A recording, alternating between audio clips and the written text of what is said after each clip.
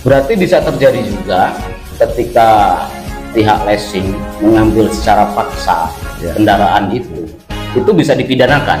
Bisa. Bersama LPKN, Lembaga Perlindungan Konsumen Nasional. Lembaga Perlindungan Konsumen, itu kepanjangan dari LPK. Ya. Adapun LPK itu sendiri yang insya Allah akan berupaya ikut memperjuangkan daripada hak-hak daripada konsumen, mobil khusus konsumen yang ada di Prengsel. Jadi kita menerima pengaduan masyarakat, banyak beberapa hal yang memang mereka bingung mau kemana. Biasanya Bang, kalau LPK itu yang ditangani apa aja itu Bang? Itu terkait finance, terkait perbankan, keluhan masyarakat terkait pelayanan seperti PLN barangkali, ataupun kesehatan. Contohnya kasus seperti apa itu? Misal kasus gagal bayar Bang. Gagal bayar itu misal seumpama seorang konsumen bukan dia tidak mau bayar tetapi belum bisa bayar, begitu. Nah, maka dari itu kita tegak lurus di antara pelaku usaha dengan konsumen, itu kita kan ada aturannya Pak. Gitu, ada fidusianya, ada akad kreditnya seperti apa.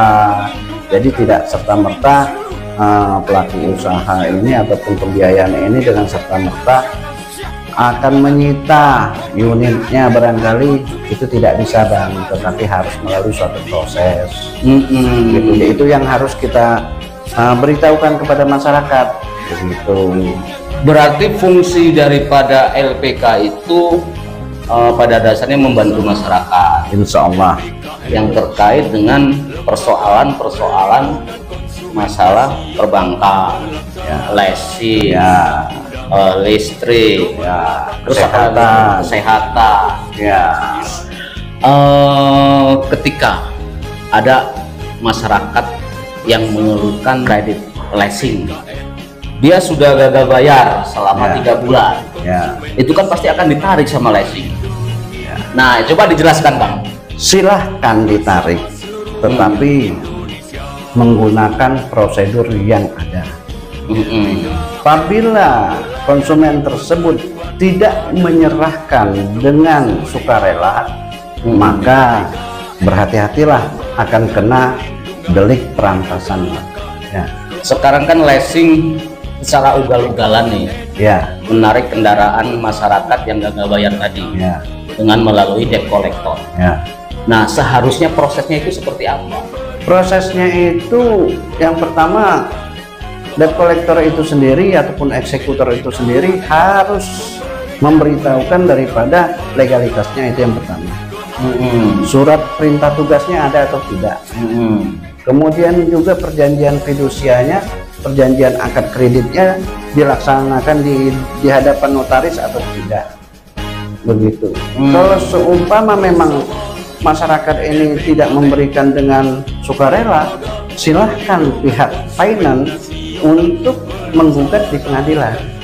Berdasarkan putusan pengadilan, maka masyarakat berkewajiban untuk mengikuti daripada keputusan pengadilan.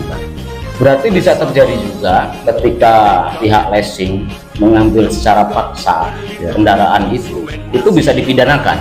Bisa. Kalau tidak diserahkan dengan tulus ikhlas ataupun sukarela, maka berhati-hatilah, itu ada pidananya. Yang dituntut si debt collector atau finance-nya, perusahaannya? Biasanya si debt collectornya Bang, karena berbicara oknum gitu. Kalau finance-nya itu sendiri, setahu saya tidak memaksakan yang seperti itu, karena finance itu memiliki standar daripada aturan yang mereka ikuti. Kalau prosedur yang benar seharusnya gimana Bang untuk penarikan kendaraan leasing itu? Prosedur yang benar. Prosedur yang benar, kalau memang seumpama si leasing itu sendiri merasa dirugikan, sederhana Bang, gugat saja lewat pengadilan. Gugat saja. Kalau mereka merasa benar, Aturan yang mereka gunakan itu tidak sebelah pihak. Begitu. Jadi kita laporkan saja. Berarti penarikan itu akan sah ketika sudah ada keputusan dari pengadilan. Ya, maka itulah yang namanya eksekusi. Eksekusi penarikan daripada unit. Ketika dari pihak perusahaan leasing itu akan menarik kendaraan, Ya, dan dia sudah mengajukan gugatan di pengadilan, dan pengadilan sudah memutuskan dari perusahaan leasing itu akan menarik kendaraan itu, apakah dia harus membawa aparat atau bagaimana maksud saya? mungkin eloknya seperti itu, Bang, untuk mengantisipasi kegaduhan barangkali. Tapi insya Allah masyarakat kita sadar hukum kok. Insya Allah kalau memang sudah ada keputusan hakim, bukan hal yang rahasia yang kita sama-sama tahu. Bahasanya di masyarakat, keputusan hakim tidak bisa diganggu-gugat, Bang. Betul. Begitu. Ya. Gitu. Kepada masyarakatku semua, harapan LPK, mari kita ke depannya menjadi masyarakat yang cerdas, masyarakat yang berani untuk memperjuangkan haknya.